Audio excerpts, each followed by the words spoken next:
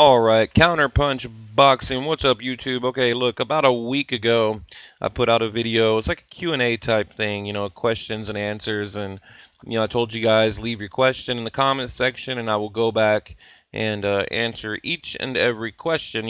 And I kind of quickly read through them a minute ago. And honestly, I haven't really gone back and looked at the video. I went back and, responded to a couple of comments, but I haven't really had time to look at it. So I might not know the answer to some of the questions, and hopefully you guys kind of asked like about the background, like where we come from, and things like that. Because and I really wanted to make a video and tell you what the agenda is, and what my background is, and my boxing career, being a reporter, a boxer, the whole thing, and but I think I will devote like a whole video to it, just to kind of let you guys know where I come from and what I've done, that kind of thing. But and on another note, though, I greatly appreciate all of you. I mean, each and every one of you that have contributed to the channel in one way or another. I mean, leaving a comment, hitting the like button, the dislike button, it doesn't matter. I mean, we welcome it all. I mean, I want this channel to be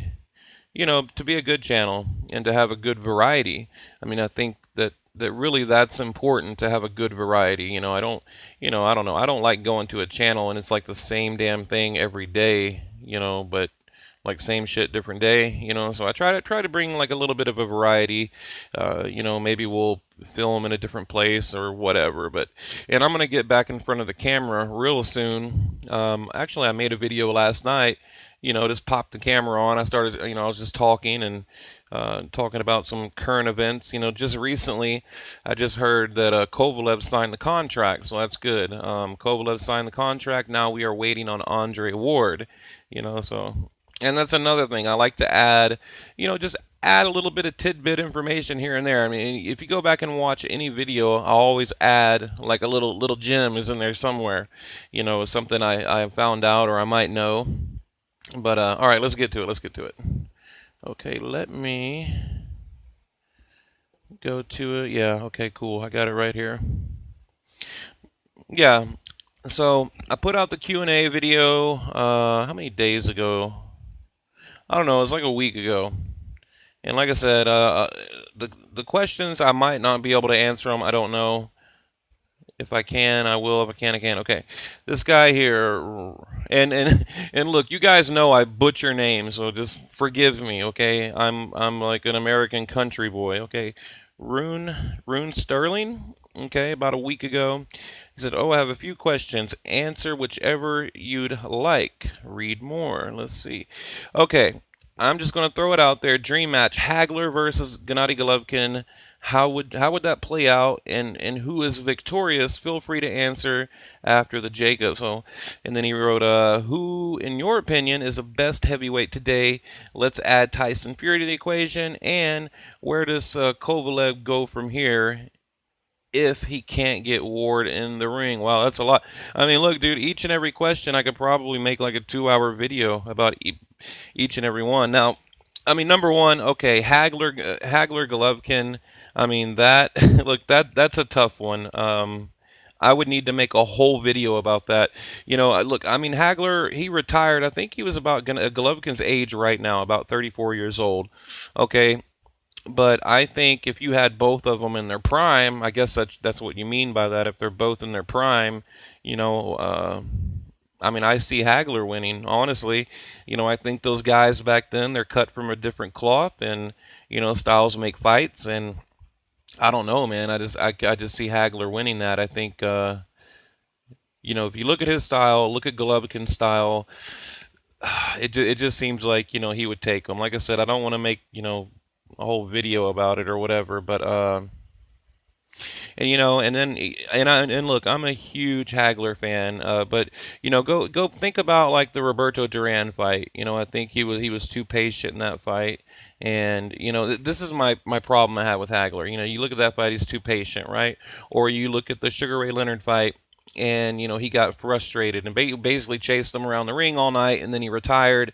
So he did show like some kind of weakness in the ring, and so far we haven't really seen any kind of weakness from Gennady Golovkin, other than people say he's on the decline. He's kind of getting older, that kind of thing. But prime Hagler, prime Gennady Golovkin, I mean, I don't know. I see Hagler catching them, and if you think back to like that Hagler Hearns, I mean, could Golovkin hold up to that kind of onslaught? I don't know. I mean, because that's the thing with Golovkin, we've never seen him truly tested in a slugfest. You know what I mean? Think about it. Like we've never seen him just stand there and trade with someone, just boom, boom, boom, boom. In the pocket, trade, trade, trade. So, but we have seen Hagler do that. So, based on what I've seen, I really think Hagler could take Golovkin, in his prime. Now, like I said, the 34-year-old Hagler that retired, I don't know that particular Hagler. Maybe it'd be a tough one, but like in all these like fantasy fights, I mean, I always tell people that those guys they're a different breed. Really, they are cut from a completely different cloth. They're a different breed, and I don't really favor many of them or many current fighters over the older fighters. I really don't. It's just like I always pick the older generation because I'm a big fan of the older generation. So, you know, so yeah, I would pick Hagler. Okay, who is in your opinion the best heavyweight today? Let's add Tyson Fury to the equation. Okay, I'm gonna try to answer these quicker. I mean, look, my top heavyweights, the guys that I really like right now, I like Luis Ortiz, but one thing I'm worried about is he left. I believe he was with Golden Boy Promotion, then he went over to Eddie Hearn. So I'm worried that it's going to be like a death by promoter. You know what I mean? Like I'm worried that he's going to put him in just shitty matchups, and he's not going to get to play out his full potential because he's 36 years old. I mean, you got to remember the guy's about to be 37. I'm talking about Luis Ortiz, which is one of my favorite heavyweights right now. And if you remember the kind of their debut. I believe it's Eddie Hearns he's with, but if you remember the debut, it was in some like casino. There was like it was embarrassing. There was like 1,000 people there, and it just wasn't a good look for him. It wasn't a, if I didn't know boxing, I would have just watched about one round and turned it off. So I don't know what they're doing with Ortiz, but I like him. I like Anthony Joshua, Tyson Fury, and probably I would probably place Deontay Wilder number 4, maybe Klitschko right now. Okay, look, I guess it'd be easier to answer that question after the Tyson, or not Tyson Fury, but Anthony Joshua Klitschko. But my number one heavyweight right now, I mean, really, that's hard to say because I really want to see what Anthony Joshua looks like up against Klitschko. Okay, but right now, I would say probably, man, AJ and Luis Ortiz. I mean, and Tyson Fury, again, we don't know. He's been off a long time. He had the mental issues, the breakdown, the drug problem. I don't see him coming back and being a major force in the heavyweight division. I just don't see it happening. So I kind of kick him out immediately until he can prove otherwise. Because right now, the dude just like went batshit crazy. So it's hard to say. And then Deontay Wilder, he had that hand surgery and he came back. So there's just a lot of unknowns right now in the heavyweight division. I mean, you look at Povetkin with the drug testing, Deontay Wilder breaking his hand, Tyson Fury having a mental breakdown, Luis Ortiz going to a new promoter, Klitschko, losing against Tyson Fury. Okay, so it's just like it's hard to say. So my top two, and it's really based on stability, would be Luis Ortiz and Anthony Joshua. That's my top two right now. Now, where does Sergey Kovalev go from here?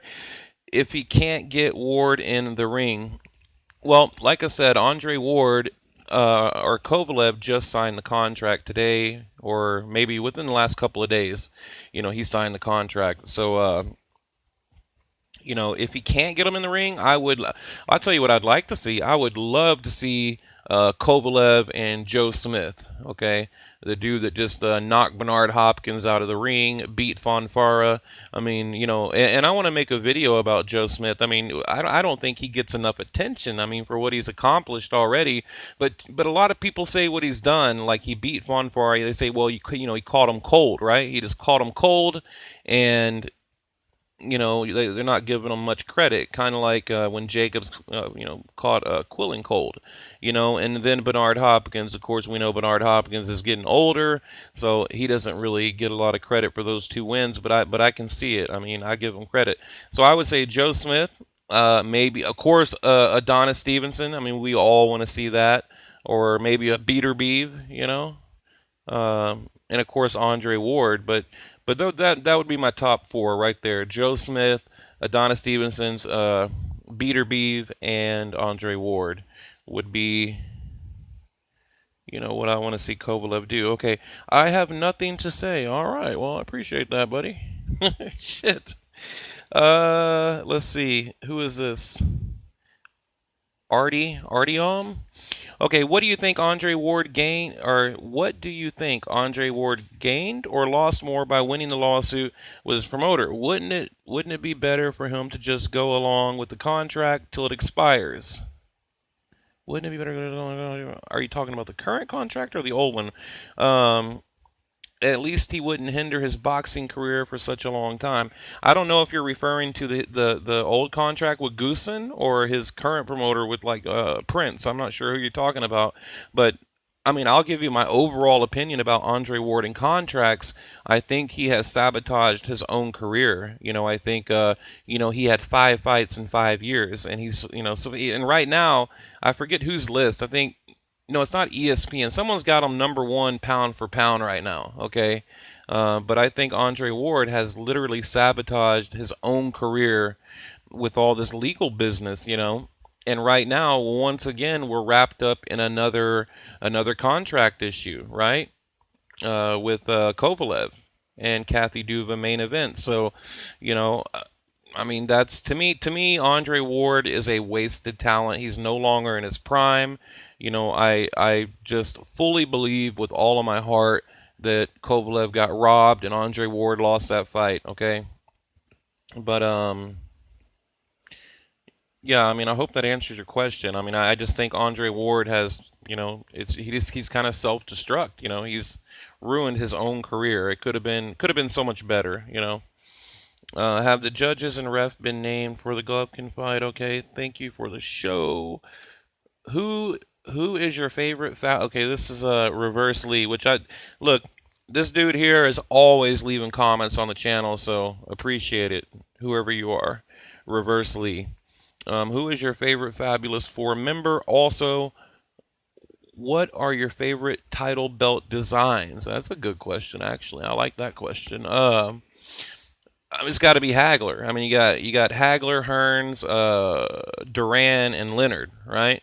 Isn't that right? Yeah, you got Hagler. I just say you got Hagler, Hearns, Roberto Duran, and Sugar Ray Leonard. Yeah, it would definitely would have to be Hagler. I mean, he's you know well, okay, look, I'd probably say Hagler or Sugar Ray Leonard.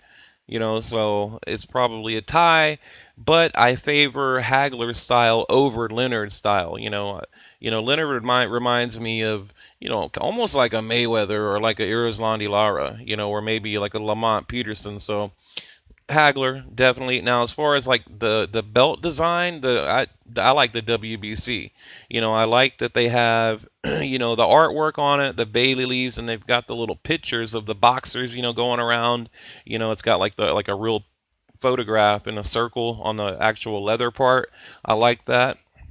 And then I just like, I like they've got the flags going around in a circle, so I've always liked the WBC, and I thought about getting a replica. So, okay, so yeah, the WBC is my favorite design, and there's some really cool, like UK designs out too, and especially like there's such an alphabet soup out there with all these sanctioning bodies. Like if you like look up belts, I mean there's some really cool designs out there from just these little bullshit sanctioning bodies. But for the main four, the WBC, WBA, WBO, and IBF, it would definitely be the WBC.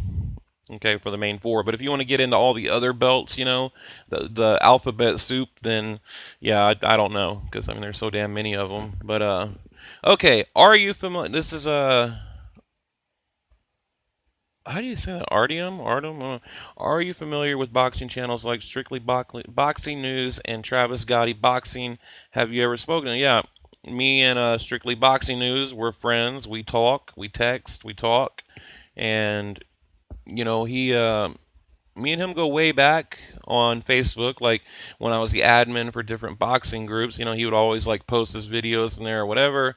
And then, we started talking about the YouTube community, boxing. We chat on the phone a little bit, and he's a really cool guy. He's helped me out a lot. Different questions I had about YouTube, things like that. He's been a huge help. And I'm really grateful for his help. And you guys should go check out his channel if you haven't. And he's got a new political channel now too. Check that out as well. Okay, Irizlandi Lara versus Canelo Alvarez was a very close fight. Many think it was Canelo's second loss. Your opinion? Who won the fight? Um, I mean, Canelo. I look. I don't like that style. Okay, I don't like that especially that Cuban style, that jab and run. Just that jab, grab, run, repeat. So, and Canelo was landing those big body shots, and I think he didn't get a lot of credit for those body shots, and he was the effective aggressor, and I think Lara just simply ran way too much in that fight. So, I mean, hands down, Canelo. Okay. What is your take on Eric Gomez's statement saying that a bout in June between Gennady Golovkin and Saunders could jeopardize September match between Triple G and Canelo? And would you rather watch Golovkin Saunders or Canelo Golovkin? Okay, yeah. So there a new comment came out, and look, I'm gonna actually make a whole video on this, but to give me 1 minute to break it down. They put out a comment, basically saying that Golovkin should not fight in June, April, May, yeah, in June, May or June, end of May, beginning of June, because he wanted to have a hometown fight. Okay, he wanted to bring it back to his hometown, have a hometown fight, and then go into the Canelo fight. Well, now Golden Boy Promotion, they're saying, well, you can't do that because if you do it, you might get hurt, you might get cut, you might lose. I mean, anything can happen. But yet they're going to have a fight in May with Chavez, this big dangerous puncher, so it's very hypocritical. It doesn't make any sense. And what happened? Look, last time Gennady Golovkin waited around for Canelo, what happened? Go back to 2015. What happened? We got the Amir Khan fight. Oh, I need to acclimate. Okay, well now I need to get up to light middleweight, so he takes the Liam Smith fight, right? Oh, I can't make middleweight, but then he jumps into a fight with Chavez. So it's like, no, he shouldn't wait. And if Gennady Golovkin wants to take a fight, take the fight. Look, as long as Golovkin agrees to be ready at a certain time, then go for it. But then Oscar De La Hoya, he's saying that immediately after Chavez Canelo, and I mean immediately after, the promoter, not the promoter, the sponsors and all those people, they want to get the promotion started like immediately. So Oscar De La Hoya said, well, whoa, what if he gets hurt and we have to postpone? Like, we're going to be out millions of dollars, and we can't rent the venue, put the deposit down, put the insurance down, because you have to put you have to be bonded and insured on these big arenas, wherever it may be, which I think it should be like Cowboy Stadium, but it probably won't be, somewhere in Vegas, some bullshit like that. But uh yeah, that's what I think. And who would I like to see? Of course, I would like to see Canelo Golovkin, because I think Saunders is just a fat mouthy hype job, and I can't stand him. And now they're talking about Golovkin possibly fighting Saunders in June, and then getting into the Canelo fight in September. But again, Oscar De La Hoya is like, whoa, you can't do that, because if you get hurt, then that's going to jeopardize our upcoming fight. Although they're fighting 20, like it's like literally 19 or 20 days soon, earlier, prior to that date. They're fighting Chavez in May, and then Golovkin wants to fight at the end of May or beginning of June, somewhere in there. But so it's just like, man, they're getting really arrogant and they're hypocrites, and I mean, they're running out of excuses. I mean, now they're trying to say, you can't fight, but we can. Just wait, and we promise. Although there's no legal obligation or no contracts, nothing at all, signed. And we promise, we'll take the fight in September. So I don't blame Golovkin or Tom Loff or K2 Promotions. I don't blame them for, putting together a fight. Now, a lot of people are going to say that Golovkin is ducking Canelo because, oh, he took a fight in June, like he doesn't want it in September, obviously. But, you know, but if I was or if I was Golovkin, I probably would. I'd say, okay, you know what? If we can sign the contract right now and we can agree to a date in September, I will postpone my fight in June. But I would only do it with a signed contract. Okay, if Golovkin becomes, this is from Shuhu, whatever. If if Golovkin becomes undisputed at middleweight and decides to take big fights at heavier weight classes, what will be the highest weight class for Golovkin? Is it realistic for Gennady Golovkin to be competitive against, again, I can't pronounce his name, but really, really great boxer, USYK. I wish, someone would tell me how to pronounce it, but, okay, Tom Loeffler said that they wanted to end Gennady Golovkin's career at light middleweight, or I'm sorry, light heavyweight at 175 pounds. So, this dude here is a cruiserweight and a damn good cruiserweight. He's 11-0. Okay, he's 6'3".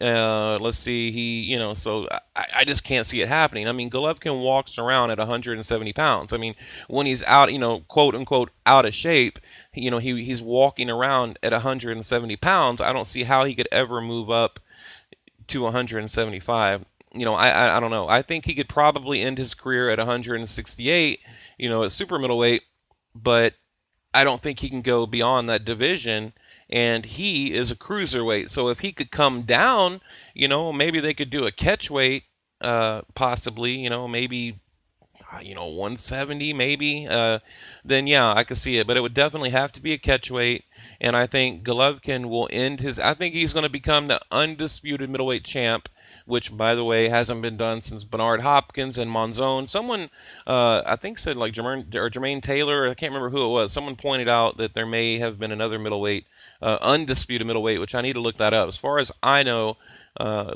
as of recent, there's only been Hagler and Monzon. So, but yeah, I mean, I think if he becomes undisputed, sure, he needs to move up. At that point, there's no need to do any title defenses, no bullshit like that. He needs to move up and end his career, I think, at super middleweight or catchweights. Maybe he can fight for a light heavyweight belt at a catchweight. I wouldn't be opposed to that. I mean, look, the reason they have catchweights is for this exact situation. I mean, a catchweight was invented, okay? It was originally invented, so two guys can meet that are in different divisions at a fair weight. It wasn't meant to be a tool. It wasn't meant to be used against other guys like Canelo does, like the Canelo weight, where he balloons up to a light heavyweight in a light middleweight fight. So, I don't see anything wrong with a catchweight in that situation, okay? I mean, just how Pacquiao would fight at catchweights to grab belts in other divisions. I mean, there's nothing wrong with that, especially when you're the smaller man, okay? So, all right, good question. Thank you. Do you think Keith Thurman would beat Kell Brook or Spence? Yeah. Man, I don't know. Wow, that kind of caught me off guard. I think I mean, my early prediction for the Brook Spence is I think Spence is going to beat him. I think Spence is going to beat Brook. I really do.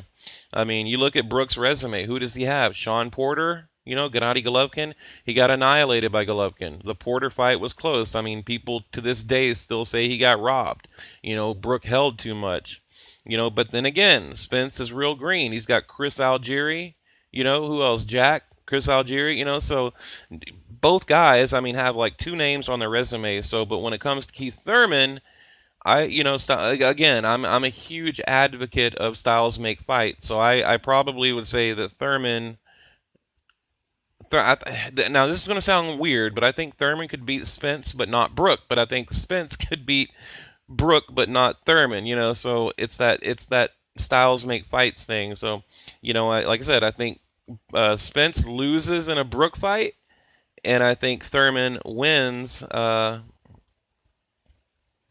over Brook. Yeah, it's confusing, but yeah, I mean, and not only that, I mean, right now, I want to see what Thurman can do next. Okay, I want to see where he goes after the win over Danny Garcia. And really, yeah, I wouldn't mind a rematch. Okay, but I knew Thurman was going to win that. I mean, I told everyone Danny Garcia. I mean, he's 140. He's a light welter, moving up with the big boys, moving up to the welterweight division. I mean, I knew there was no way in hell Danny Garcia was going to win. I knew it. So, I'd like to see what he does next. But okay, do you think Golovkin will stop Canelo? Absolutely. I mean, 100% yes. Okay, the mentality today is that to be pound for pound list, you need to move up many weight divisions. Gennady Golovkin dominates his divisions, but they want to place Chocolito on number one because he moved up. Okay, he's asking, you know, should uh should Gennady Golovkin have to move up in order to or to be, pound for pound number one, possibly. And you know, Yeah, I think he should. I think he should at least move up one. If he can become the undisputed middleweight champion, that almost puts him pound for pound number one in my opinion right there. Okay, and if he can do it and grab another belt in a different division, then yeah, he would definitely be, in my mind, number one pound for pound. But does he have to be it? I mean, that's a rare situation. I mean, it's really rare that anyone can come along and dominate a division, clean out their division, become the undisputed champion, and not be considered a pound for pound. So I mean, unfortunately, yes, I'd have to say yes. I think he would need to move up to another division and kind of just put the icing on the cake. You know what I mean? Like just put the cherry on the top. Because that's just, yeah. I would. I mean, me personally. I mean, you might disagree with me out there, but I would like to, see him become undisputed and then move up. Okay. Oh shit. What did I do? Hang on. Okay. All right.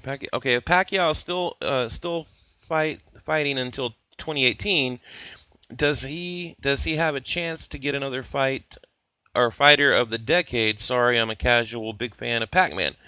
Uh, you're saying if he's still fighting in 2018, can he become fighter of the decade? Sure. Well, I mean, it's possible. I mean, last time he won it, I think was in was it in 2000? 2000, I can't, somewhere around there. Yeah, I mean, I think he could because he's beating pound for pound guys. I mean, even at his age, he's beating pound for pound guys. So, I mean, I think it's possible, yes, but he would need to continue on. I mean, it's hard with the Senate duties, but I think if he continues on, and I mean, especially if he can beat like a Terrence Crawford, or even like a Keith Thurman, any of these young bucks, these upcoming guys, if he can stop any of those guys, then sure, I think his name should definitely be in the hat for fighter of the decade. But then again, if you have someone like Gennady Golovkin completely, unify or becoming the undisputed champion of division, that would be a tough one to say who gets that title. Yeah, what's going on with the Crusher Andre Ward rematch? Like I said, Kovalev. Sorry, I'm trying to get a drink. Kovalev, he signed the contract like today or yesterday. I'm not quite sure. Today is Friday, the 23rd or 24th, and yeah, March, and he signed the contract. Now Andre Ward, I mean, nothing but crickets, dead silent. We haven't heard shit out of Andre Ward. So we'll see. And the link, every contract has what is called a linked term, okay? And what that is basically, the duration of the contract. Now, most boxing contracts have a 1 year term, and Andre Ward can simply wait out that contract and rewrite a new one. And I think he probably will. I'm hoping that in their original contract, that maybe they had, like, there was no length term on it. They just said, it's indefinite. Like, you have to rematch him. So I don't know the language in their contract. I don't know what's in black and white, but I hope that Andre Ward is obligated to rematch. Like, meaning he cannot continue his career. He would be forced into retirement or a rematch. One of the, and if he retires, then we know he's ducking uh, Kovalev, and every real boxing fan, would just, I mean, it would ruin his career. It would ruin his legacy. What little legacy he has, it would ruin it. So I think he's got to rematch him. No way around it. Okay, so how is it that you, and this is from Catchnello. I like the name. Catchnello, give me my fight, damn it. All right, so how is it that you helped promote these unnamed channels? Just curious in what capacity you were involved. Okay, the video is already at half an hour, so I'll try to make it quick.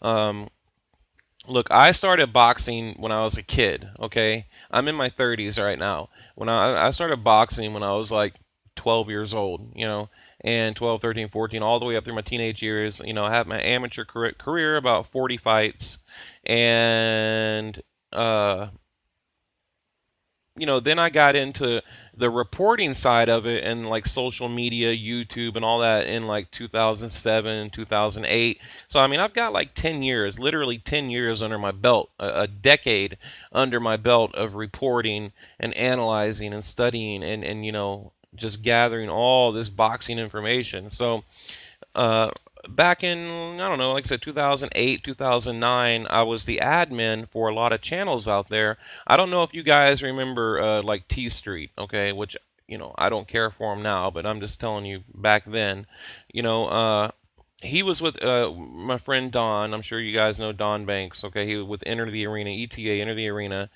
He was good friends with those guys, and they kind of had a YouTube channel together. They parted ways, and when they parted ways, I would kind of give both guys informations about upcoming fights because I had a lot of sources and a lot of contacts. So, I would just say they'd call me or whatever, and they'd say, "Hey, what's going on in this situation?" And I'd tell them what I knew. And like I said, I was an admin for a lot of their groups, and we would kind of collaborate on videos, things like that. And then I became right around that time, well, no, no, take that back. A couple years later, I became the admin for Thunderdome Boxing, which is Anthony's channel, Thunderdome Boxing. I helped him create the group, or actually, I created the group, the Facebook boxing group, and I was the admin for that group for like a year and a half, 2 years, I think. And, again, we just talked a lot, on the phone and collaborated, our boxing knowledge or whatever. He had the YouTube channel, I ran the group, and those are a few guys out there that I know, and some of these guys I don't want to mention. Sure, I mean, like earlier I mentioned, strictly boxing news. So, things. So I've had a hand in a lot of these channels. T Street, ETA, Thunderdome Boxing. Like I said, there's a couple more I don't want to mention, but I go back, like I said, I go back about 10 years, but I've always been in the background. I've always like, you know, kind of lived boxing. I was a guy in the gym. I was a guy, reporting things or whatever. I never really was like the front man of anything. I was always in the background.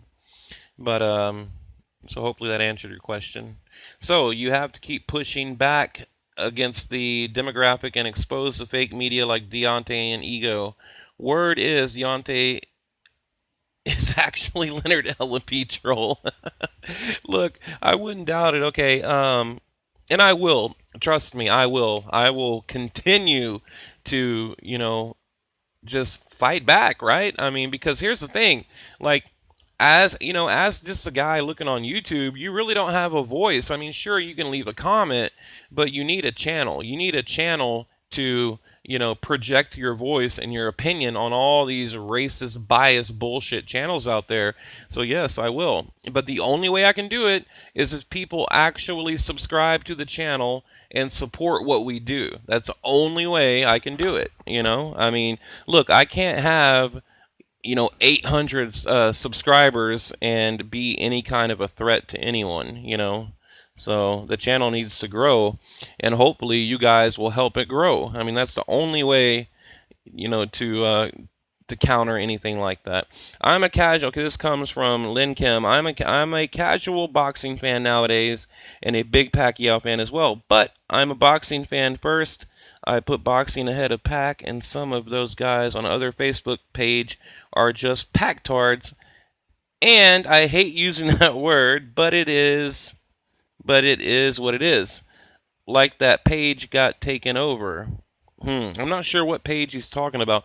I've had a lot of different. We had a group called Title Shot Boxing. Maybe, or he could be talking about Thunderdome. I'm not quite sure what he's talking about there. Okay, what direction do you see Counterpunch Boxing going in ultimately at the present point in time? I know plans change, but I was just curious as a boxing enthusiast. Well, right now, here's the thing, man. I think you have to pay your dues, and I've done that. I think if you look at any of the boxing independent media, okay, there's levels to this shit. There really is, just like boxing. I mean, I started out leaving comments on Facebook and YouTube, like I said, over 10 years ago, okay? Then I became an admin, like I literally worked my way, through the ranks, like so to speak, if there is such a thing, like these imaginary ranks, to where I felt like I was qualified to run a YouTube channel, and knowledgeable enough to run a YouTube channel. But where do I want to go? I mean, number one, I want to have a large YouTube channel because that way, you need some kind of income coming in to be able to get out here and report on all this stuff. I mean, it costs a lot of money to jump on a plane and fly to Vegas or fly here, do that. It's like a full-time job. And what I do now, even running this tiny little channel, it's like a full-time job. Okay. So, but where do I want to go? I mean, I would love to just keep climbing my way up that journalism ladder. I want to be just a well-respected journalist in boxing, and I eventually want to write a book. I want to write a book on boxing, and I think and I'm already kind of starting it. It's something I've worked on for years. I want to make documentaries.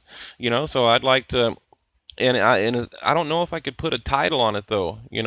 I mean, definitely, I just want to be a respected journalist in boxing, and I would eventually like to write a book. I mean, and I know I can. I've already looked into it, but that, and I'd like to maybe do like a podcast, that kind of thing. But and really, sure, I'd love to get paid to talk about boxing and, have any kind of job boxing related.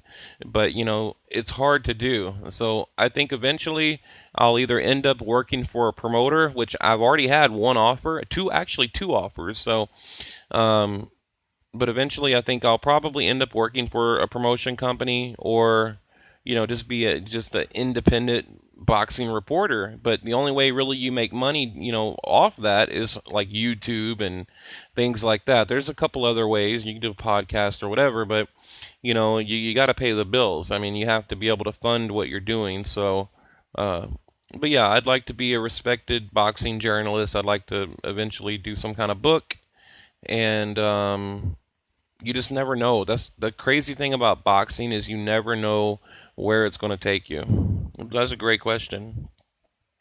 Okay, I know you were the moderator over there, and I still support Anthony. He's talking about all these guys talk about Thunderdome, and I still support. I haven't thought about Thunder. Man, I haven't thought about Thunderdome boxing in probably a year. Like, and I still support Anthony, but don't frequent the page much because of the Pacquiao hardcores. But yeah, I was the moderator. Like I said, I created that page, and here's the thing. Look, I don't have any problem with Anthony, and if I did, I would talk to him privately about it. if I had any kind of issue with Anthony, I have his phone number. I've got his number right here on my phone. I mean, I can pull it up right now. I'd call him. That's I wouldn't. You know what I'm saying? Like I wouldn't. Put it all out there on social media and put it out there on blast or whatever you want to call it. If I mean, the thing is, we worked together for a couple years, I think, year and a half, 2 years, can't remember. And we both kind of went our own ways, and that's how I look at it anyway. Maybe he sees it differently, but back then I felt like things were getting stagnant. And I kind of thought, everybody was just kind of losing interest in the whole Thunderdome thing. So I went my own direction, and that's really it. And anything outside of that, I would talk to him about, and only him, because I'm not going to disrespect anyone like that, So, that's how I look at it. But, you know, uh, like I said, I don't really have a problem with those guys at all. I mean, I don't think about them anymore. And it's crazy that even now to this day, here we are, 2017, people still ask me about it. But, I guess I made a lot of friends over there. I worked really hard, getting that group going. I mean, it really was like a full-time job. I put a lot into the Thunderdome boxing group. I really did. I put my heart and soul in it. I did a lot, and it was kind of a thankless job. And like I said, it got stagnant, so I left. I mean, that's really all there is to it. Is Alex Jones a shill? Nah, he's badass, dude. He's the truth. Will Yux, I'm sorry, I don't know how to pronounce it. Ever ever be beat at cruiserweight? No, I don't think he will. He's 11-0. He's a big dude, strong, powerful. I like him. I don't think he'll be beat at cruiserweight. No. He wrote, I don't plan to. Okay, you are starting to ruffle some feathers, big. Yes, I am. And look, here's another thing. This guy says you're starting to ruffle some feathers. Absolutely. I'm getting, like I said, I get a lot of messages. I know what's going on out there. I got a lot of friends out there. And this little bitty YouTube channel is really starting to rub people the wrong way, but in the right way, okay? Meaning that, they're like, oh shit, here comes a guy that actually has knowledge and credibility, and he's gaining a following. Okay, he really knows what he's talking about. Oh, he got his press credentials. Like, oh shit, he's a boxer. Oh, he's got a boxing record. They look at all this shit, and of course they're intimidated because someone fine is finally coming along to call them out on their bullshit. And I don't want to be that guy. I really don't. And I don't want to sound arrogant because I'm really humble. If you get to know me personally, I am really really humble, and I'm a nice guy. I'm not a dick, but I think these other channels, I mean, they deserve to, they deserve what they get. I mean, like I said, they have leached off of boxing for years, and I mean, they have made thousands and thousands of dollars leeching like a leech off of boxing and lying to you. I mean, spreading propaganda and just lies and the racism, the hate. I mean, it's like poison. It's toxic for boxing, and someone needed to come along and do something, and now that's what I'm here. That's what I'm doing. Okay, do you think Canelo will fight Golovkin by September? Is the last question. If they both win their fights, I mean, immediately in my head, I said no. Like, I mean, you couldn't hear it, but in my head, I went nope. So I don't know. I mean, they look Golden Boy. They have lied so much and manipulated, and it's just hard to trust anything. They've cried wolf 1,000 times, and I don't know anymore.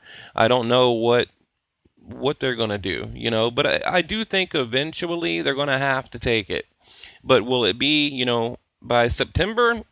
It's not looking that way. I can tell you that right now. It's not looking that way. But we'll see. I'm gonna keep my hope. I mean, there is a chance, but I would probably say it's gonna be at the beginning of 2018.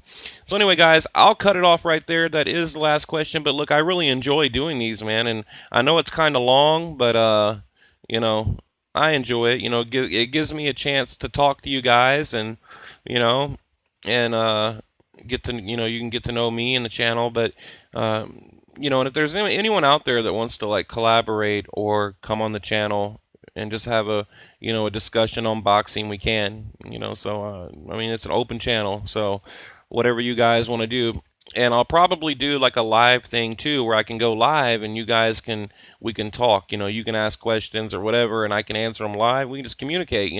And then maybe a group of guys on the channel. We can do some Google Hangouts. Do a Google Hangout and talk about boxing, and then we can post it in the group. So if anyone out there is listening and you're interested in anything like that, drop it in the comment section below. I'm gonna hop off here for now, but I appreciate the questions and have a good day.